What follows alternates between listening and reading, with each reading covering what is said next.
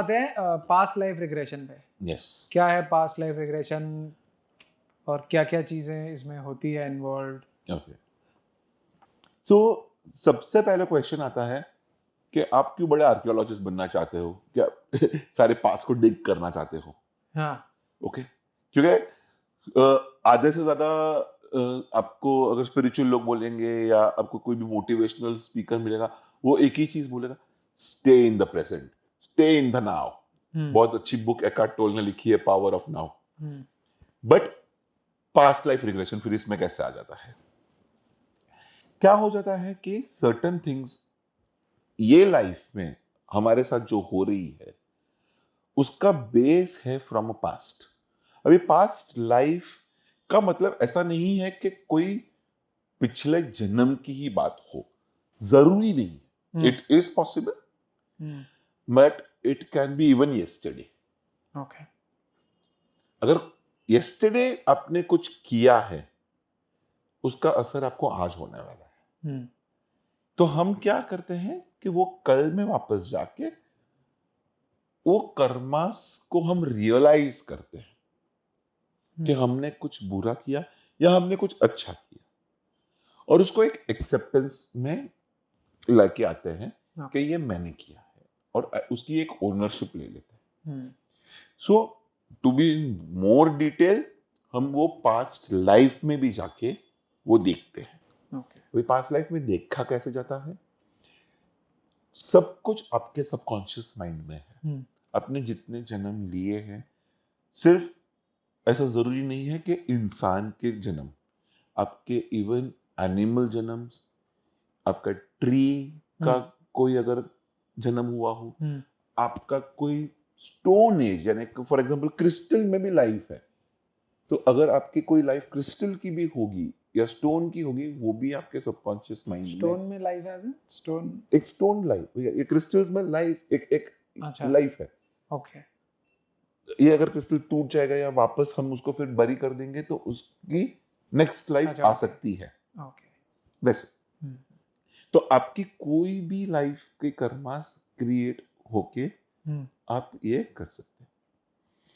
तो अभी for example एक एग्जांपल लेते हैं कि कोई आता है मेरे पास कि मेरे 3 शादियां टूट गई और मुझे अभी कोई रिलेशनशिप नहीं मिल रहा है, या मिल रहा है तो भी 6 महीने में हम ब्रेकअप हो जाता है या ऐसा कुछ होता है। सो डेफिनेटली रिलेशनशिप के एरिया में उसका कोई कर्मा गड़बड़ है।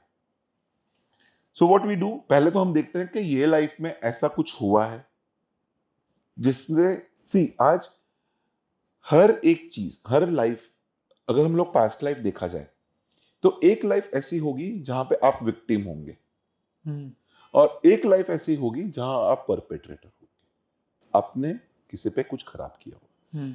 एक लाइफ ऐसी होगी जिसपे आप पे कुछ बुरा हुआ है, और एक लाइफ ऐसी होगी जिसमें आपने कुछ बुरा किया है। एटलीस्ट ये 2 लाइफ 100% होगी, अगर कोई भी इश्यूज अगर आपको ये लाइफ में है तो हम लोग क्या करते हैं, आपको एक डीप ट्रांस में लेके जाते हैं, जैसे कि एक डीप स्लीप है।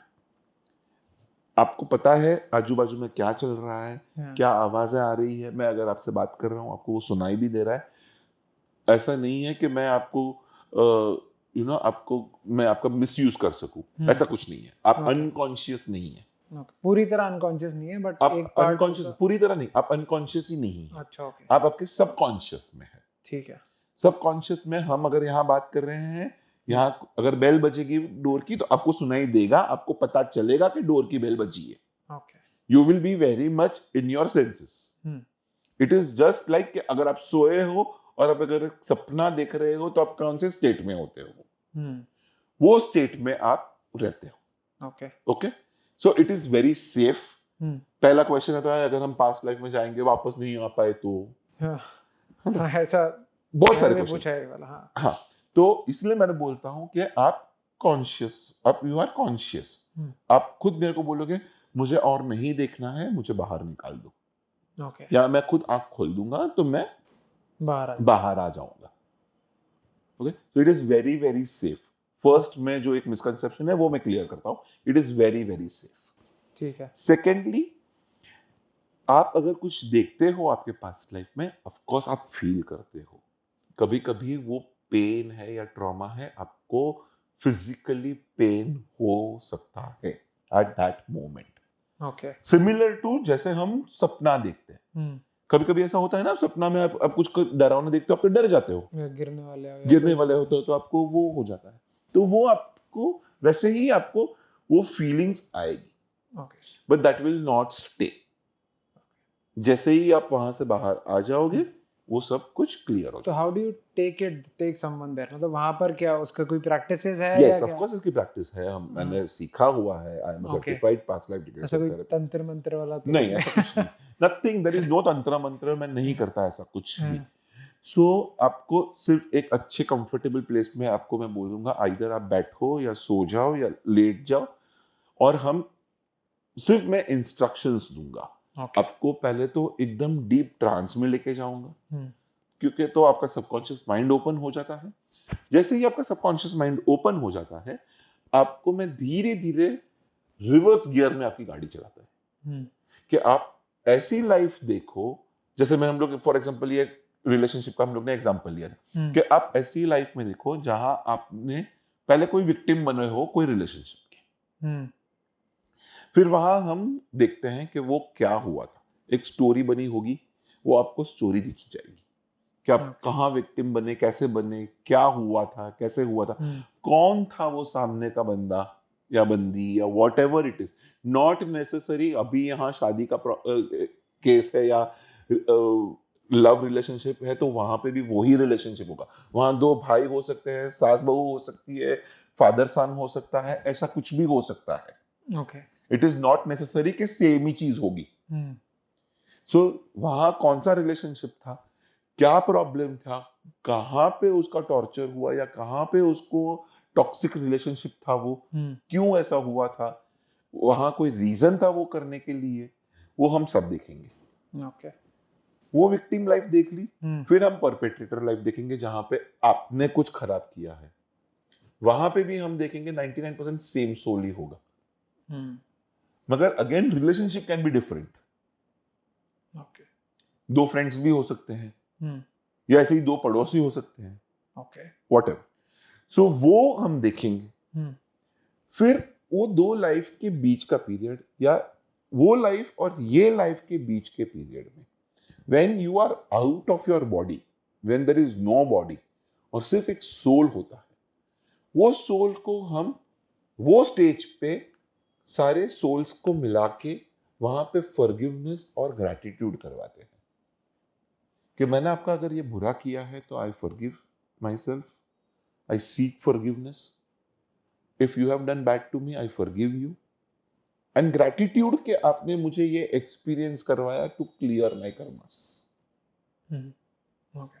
तो अगर हम वो प्रैक्टिस करवा लेते हैं, हम्म, तो एट द प्रेजेंट लेवल आपको एक तो पता चल जाता है कि हमने ऐसा कुछ किया है, हमारा ये कर्मा था। Hmm, so you are in that awareness के ये कर्मा हुआ है, तो अभी से एटलीस्ट यू विल ट्राई कि we will not repeat the karmas. Okay.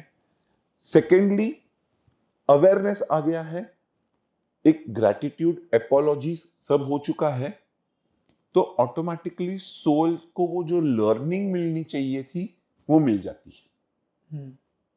And things possibly, I am not guarantee, possible है कि things will shift and your problems will be resolve. Okay. But जब हम उस जोन में, उस state में होते हैं, तो हमारी खुद की इमेजिनेशन भी तो हो सकती है जो इतनी वाइल्ड जा सकती है, Of कुछ भी हो course, सकता है। of course.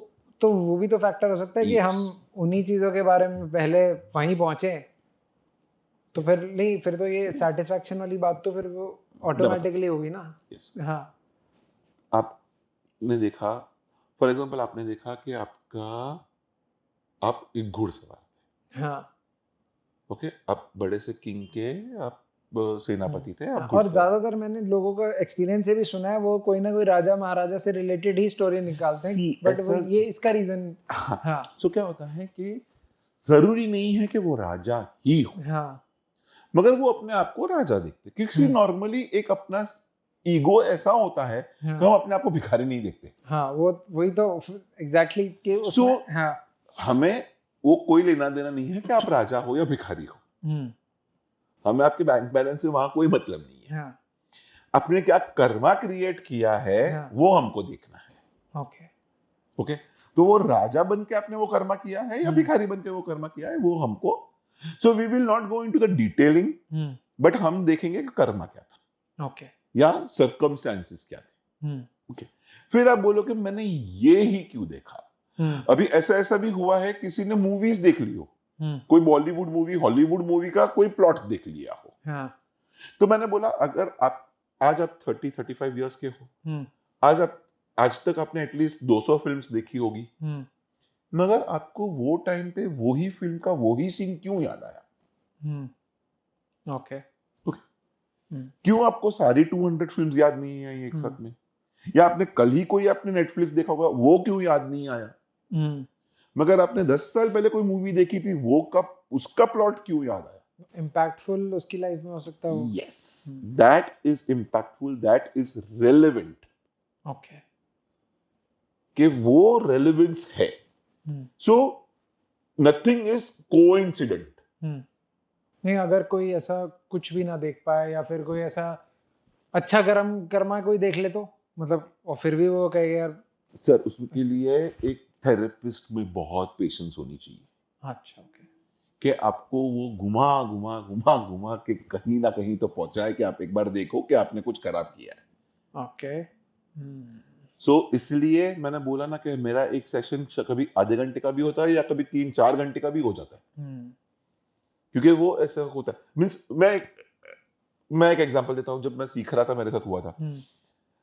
तो मैं हम लोग को प्रैक्टिस करनी होती थी एक दूसरे के साथ बैच में। तो वो बंदा बोला मेरे को सिर्फ एक फिश पॉट दिख रहा है, एक पॉट के अंदर एक फिश, वैसे 1.5 घंटा चला। फिश पॉट दिख रहा है, फिश पॉट दिख रहा है, उसको लिटरली आगे पीछे घुमाओ, ये करो वो करो, वो जलेबी की तरह गोल गोल घूम के वहीं पे आ जाएगा, फिश पॉट दिख रहा है। फिर अल्टीमेटली उसको दिखा के कोई पीछे से आके शूट करता है और फिश पॉट उड़ जाता है, टूट जाता है। फिर वो जैसे टूटता है सब कुछ उसको दिखने लगा। तो एक थेरेपिस्ट में वो बहुत पेशेंस होनी चाहिए कि वो ट्राई करे कि वो अपने क्लाइंट को एक रिजोल्यूशन, एक सॉल्यूशन तक लेके जाए। क्योंकि एक थेरेपिस्ट बहुत इंपॉर्टेंट होता है। अगर वो चाहता है कि मुझे रियली इसको हेल्प, सिर्फ पैसे तो आप दोगे ही, आप देखोगे नहीं देखोगे, आपको सॉल्यूशन नहीं मिला, आपको पैसे देने ही है। आपने अपॉइंटमेंट लिया, आपने मेरा टाइम लिया है, आपको पैसे देने ही है। मगर अगर एक थेरेपिस्ट अच्छा थेरेपिस्ट है, वो कौन है जो वो बताए आपके लिए, लिटरली वो सोचेगा कि नहीं मुझे इसको कोई सॉल्यूशन देना है, मुझे इसे हेल्प करना ही है। वो अगर आप मेरे पास आते हो तो आपने एक फेथ, एक ट्रस्ट रखा है मेरे में, आपने आपके 3 घंटे या इतने पैसे इन्वेस्ट किए मेरे पास। ट्रू।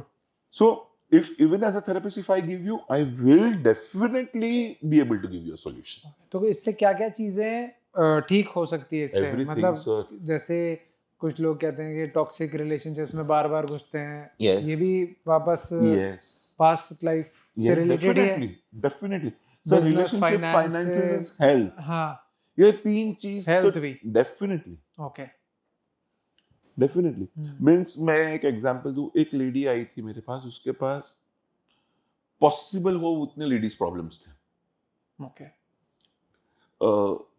नेचुरल ब्लीडिंग होना, मंथली साइकिल्स ठीक नहीं होना, ये होना वो होना, सब कुछ प्रॉब्लम, सारे प्रॉब्लम्स पॉसिबल हो and at a young age. हाँ, हमने देखा उसके पास लाइफ में उसको इतना सारा टॉर्चर हुआ था, वेरी वेरी ट्रॉमेटिक, कि वो अभी सब मैनिफेस्ट हो रहा था बॉडी पे। जैसे ही उसने वो सब देख लिया, वो सोल्स के साथ फॉरगिवनेस हो गया, वो सोल्स के साथ ग्रैटिट्यूड हो गया, ये सारे प्रॉब्लम्स क्लियर होने लगे। तो पास्ट लाइफ में मैंने अपनी एक लाइफ देखी थी जिसमें पीछे किसी ने नाइफ डाल दी थी और मैं माउंटेन से गिर गया था, और वो बॉडी में से कभी वो नाइफ निकली ही नहीं थी। अच्छा। और ये लाइफ में मेरे स्कूल कॉलेज डेज में कांस्टेंट मुझे बैक पेन रहता था। तो उतने सालों के बाद जब मैंने पास्ट लाइफ सीखा, और हमारा जब मेरा ट्रेनिंग चल रहा था तो वहीं पे ये देखा गया था, जब हम लोग प्रैक्टिस कर रहे थे एक दूसरे पे, तभी मैंने मेरी एक लाइफ देखी जिसमें ये ऐसा नाइफ बैक पेन में हुआ था, क्योंकि मैंने बैक पेन को लेके हम लोग ने वो इश्यू को लेके हम लोग गए थे पास्ट लाइफ में। So we saw that knife हम मेरे बैक में था, तो एनर्जेटिकली फिर वो नाइफ वो बॉडी में से निकाली, और तब से ये लाइफ के मेरा बैक पेन चला गया। तो अगर जैसे हमने देख लिया पास्ट लाइफ में हमारे कि हमने ना बहुत खराब कर्म किए, ठीक है, पर अभी तो हम बहुत अच्छे आदमी, मतलब अभी ऐसा रियलाइज नहीं होता कि हम इतने खराब काम कर सकते थे हम, तो उसका फिर मेंटल हेल्थ पे असर नहीं पड़ता कि यार अब मैंने तो बहुत बुरे काम किए, मेरी तो लाइफ अब ठीक ही नहीं हो पाएगी? It's the other way round. शायद आपको जब पता चल जाता है कि हमने बहुत खराब काम किए हैं, तो आप ये लाइफ में अच्छे काम ज्यादा करोगे। अच्छा, क्योंकि उसको नलीफाई करने की ट्राई करेंगे हम। तो हम जब ये लाइफ में अच्छे कर्म ज्यादा करने लगेंगे, तो वो ऑटोमेटिकली वो नेगेटिव बैलेंस कम होता जाएगा और हमारा पॉजिटिव बैलेंस बढ़ता जाएगा, और फिर हम उसको नलीफाई करके एक पॉजिटिव लाइफ में आ सकते हैं। ओके, लेकिन अगर जितना किए है पाप वो सब भुगतने तो पड़ेंगे ही। सब तो भुगतने ही पड़ेंगे। तो वो उसका वही है ना, जरूरी नहीं है कि भुगतना यानी नेगेटिव भुगतना ही होता है। कम भुगतना हो सकता है अगर सही अगर हम इन सब चीजों को अगर हम पॉजिटिव बढ़ा देंगे। हाँ, अगर आपको पता है कि आपने कोई रिलेशनशिप में आप टॉक्सिक थे, तो आप संभालोगे कि अगर आज से अगर मैं सारे रिलेशनशिप को संभालने की ट्राई करूंगा, इंक्लूडिंग माय मेड्स या including my subordinates, including my helpers, मैं सबको रिस्पेक्ट देना शुरू कर दूं, मैं सबसे अच्छे से बात करूं, तो आपका वो कर्मा क्लियर होने लगता है। वैसे हम्बल हो सकता है आदमी, हम्बल हो सकता है पूरी लाइफ के लिए। यस, क्योंकि आपको वही सीखना था ना। क्योंकि आपने लाइफ का मतलब क्या है, कर्मास को क्यों सीखना पड़ता है? क्योंकि आपको वो सीखना है कि आप अगर टॉक्सिक थे तो आपको हम्बल बनना है या आपको अच्छा लविंग बनना है। अगर आपको वो पता चल जाता है और आप लविंग बन जाते हो, तो ऑटोमेटिकली वो कर्मास क्लियर होने लगते हैं। ऑलराइट। ऐसा जरूरी नहीं है कि कर्मा किए हैं तो उसका इफेक्ट नेगेटिव ही होगा। कर्मा का इफेक्ट क्या है कि आपको सीखना है कि मुझे पॉजिटिव कैसे बनना है। ठीक है, ठीक है। तो अब हम आते हैं नेक्स्ट सेगमेंट पे, जो है चक्रा हीलिंग। ओके। तो चक्रा हीलिंग के बारे में अब आप बताओ कि क्या क्या चीजें होती है उसमें, कैसे काम करता है? जैसे हमारा ये एक फिजिकल बॉडी है, वैसे ही हमारा एक एनर्जी बॉडी भी होता है। ओके। इनफैक्ट ये बॉडी भी एनर्जी बॉडी ही बोला जाता है। We are energy beings. आज अगर हमारे में से लाइफ निकल जाती है तो ये बॉडी कुछ काम की नहीं। वो एनर्जी थी, वो चली गई तो हम खत्म। तो वी आर एनर्जी बीइंग्स। अभी हमारे बॉडीज में इन्यूमरेबल नंबर ऑफ चक्रास है। अभी चक्रास का काम क्या है कि वो एनर्जी को फ्लो करना है। सो यहां पे भी एक चक्र है, यहां पे भी चक्र है, यहां पे भी चक्र है, मगर मेजर 7 चक्रास होते हैं। ओके। जहां से सारे माइनर चक्रास को भी एनर्जीज मिलती है। तो अभी ये 7 चक्रास जो बॉडी में होते हैं वो हेड से लेके पैरों के बीच तक होते हैं। जो अपना अपर बॉडी है, उसमें अपने सारे 7 चक्रास आ जाते हैं। अभी 7 चक्रास क्या है? हर एक चक्रा का एक काम होता है। जैसे जो लोएस्ट चक्रा है, जिसको मूलाधार चक्र बोलते हैं या रूट चक्रा बोलते हैं, उसका काम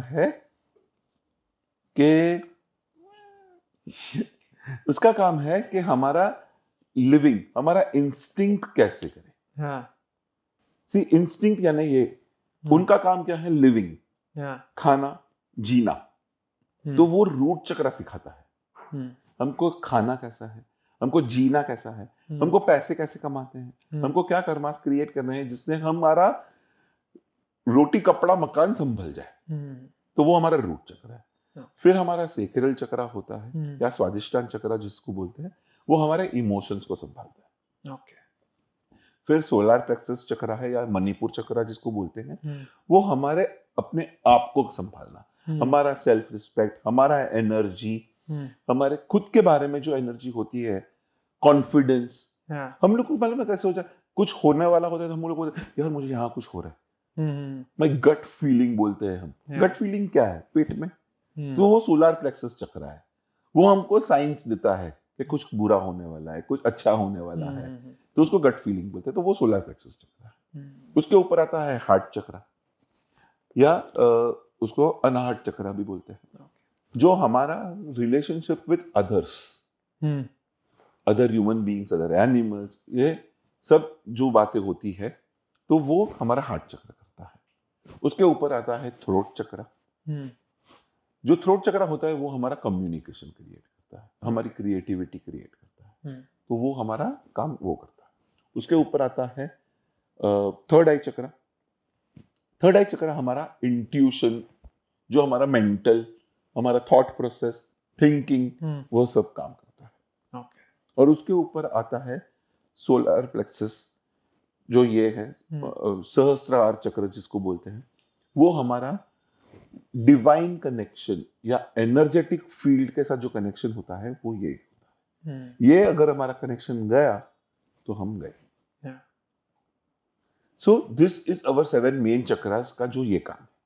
अभी क्या होता है कि जैसे मैंने बताया कि आपका अगर ये सारे काम है चक्रास, अगर समझो मेरा किसी के साथ झगड़ा होता है, तो सबसे पहला इफेक्ट क्या होगा? हार्ट चक्र, क्योंकि it is relationship with others. तो मेरा हार्ट चक्र छोटा हो जाएगा, उसकी एनर्जी, उसका घूमना थोड़ा कम हो जाएगा, उसकी साइज छोटी हो जाएगी। अगर मेरा समझो मुझे कोई बहुत बड़ा स्ट्रेस आ जाता है, तो मेरा थर्ड आई चक्र छोटा हो जाएगा, उसकी एनर्जी फील्ड कम हो जाएगी। मुझे किसी से बात नहीं करनी है, या मुझे किसी ने कुछ बता दिया, तो मेरा थ्रोट चक्र खराब हो जाएगा। सो सारे चक्रास का एक काम होता है, और वो अगर काम गड़बड़ होती है या वो एनर्जी फील्ड में गड़बड़ होती है, तो चक्रा छोटा बड़ा हो सकता है, उसके आजू बाजू में नेगेटिव एनर्जी जमा हो सकती है। तो उसको कंजेस्टेड एनर्जी बोलते हैं या डर्टी एनर्जी बोलते हैं।